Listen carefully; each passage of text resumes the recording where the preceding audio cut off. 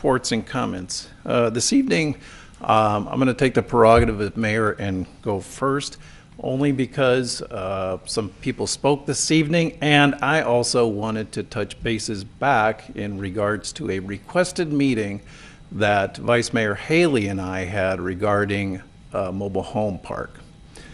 So to give you an update, and this update comes from me singularly, the council has made no decision overall. You heard City Manager Daryl Talbert indicate that city staff time would not be put additionally toward this. However, after our meeting with, 10, 12 folks about a week and a half ago, we did indicate that at that meeting we were gathering information so that we could learn more. We were also given a website that was mentioned this evening. I did some investigative work based on the information that was given. I also went to the website and printed out a substantial amount of that. Following my research, I did give a call back to their spokesperson named Kathleen. And she and I had a conversation in which I went over the information, and I'm going to attempt to provide you the information that I provided to her. If I leave something out or if I add something that I did not get to her, I apologize for that. But I know we have some residents here, and I just want to respond. So first off, in the packet, again, I did go through the website provided to me. This particular website is a website set up by mobile home park owners for their behalf. In going through it,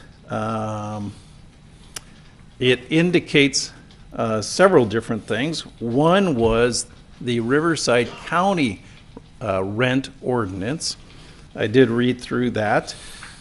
It indicates on there that an additional staff member was either added or an additional duty given that would be responsible for mobile home ordinance director. Their job would be to oversee rent stabilization in every mobile home park within the jurisdiction. So in Corona, if we had it, this person would be responsible for overseeing it in every park within our district or our city.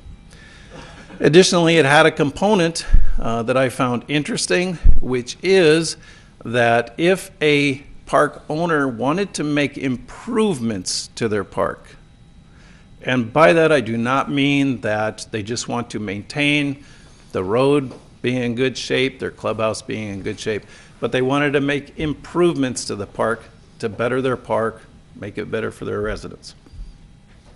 The residents could file an appeal with this mobile home ordinance director to stop that, because potentially it could increase their rental rate. I did have some concerns with that, and I shared that with Kathleen, because one of the things that we all like as homeowners, even if we're renting, we want to be able to improve our environment. So I noted that with her. Additionally, I shared with her that on rent stabilization, while we're hearing from primarily La Linda, we are also hearing from Corona West through the residents of La Linda.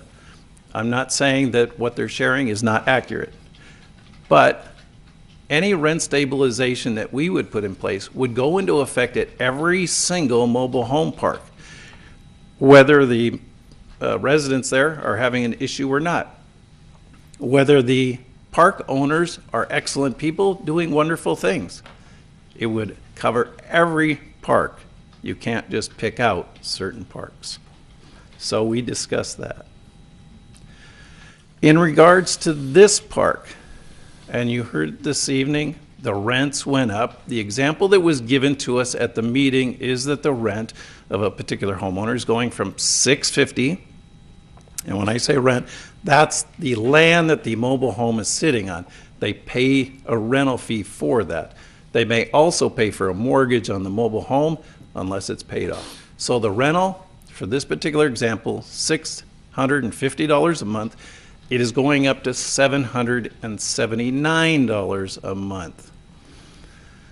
Now, when the corporation purchased this mobile home park, their property taxes were eligible to be adjusted by the county, which took place. And so the county elevated the property tax 5 times the amount that it was. 5 times. So obviously, if you're a property owner and you have rental property, you buy in and the property tax goes up, you're not going to cover that yourself. So you're going to put it on your renters. And that's what occurred. And talking with Kathleen, she understands that. And as you said, they're worried about what might happen in the future. I don't know what's going to happen in the future. I'm only addressing what's taking place right now and the research that I've done. In addition, in the packet on this website, there's a reference to the Consumer Price Index.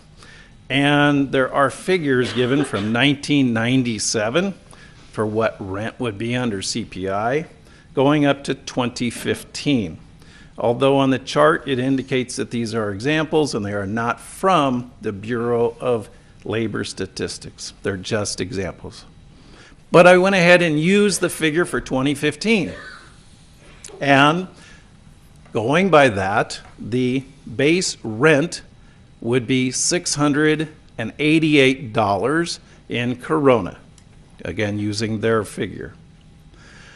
I then also used the figure on the website, the figures on the website, regarding the rent charged at the 10 mobile home parks that were provided. I did random checking by calling these parks and asking them what their rent is. And in calling them, I did learn that the figures that were on this chart were accurate, which is an important thing to note. So in going through that, I found that of the 10, 7 of them are above that CPI example of 688. 7 out of the 10. The 3 that are below the 688, which they've given me as the example to use, the 3 that are below are the Flamingo Mobile Home Park. That park is limited to individuals 55 years or older. The other parks are open to families. Another one that is below the second one, Glen Ivy RV Resort, down the 15 freeway. And the third one that is below that CPI 688 is the Glen Eden Nudist Resort. Of the 7 above, they were within a few $100s. And I'm going to give you that because I want you to have the most accurate information. So Creekside is at $700 a month, going up to Corona West at $1,300.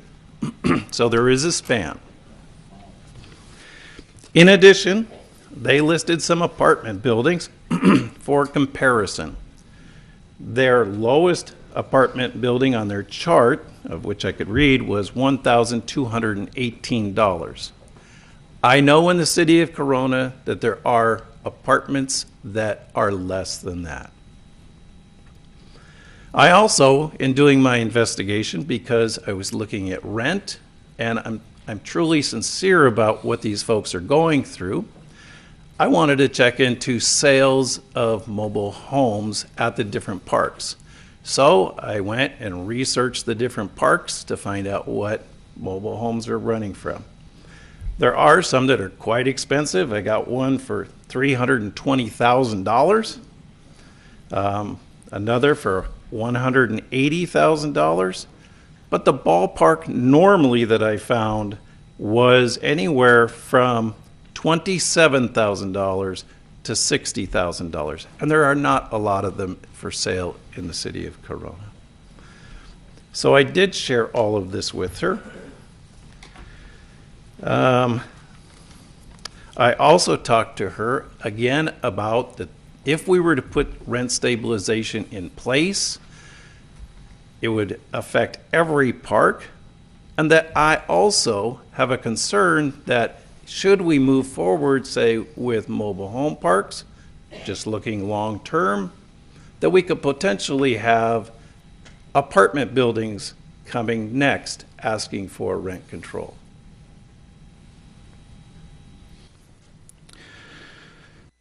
So in the end, I explained to her that doing all of this investigation, and again, I am sincerely understanding the hardship that they are in, but at the same time, I look at the rental rate and I don't know where else I can help them. The fact that the property tax went up because of the sale 5 times what it was, and the rent went up $129, seems in parity. They seem to go together. So I told her at this time, I do not look for going toward rent stabilization. So again, that was my follow-up with her. I hope I included everything. If I left anything out, apologize to you and to her.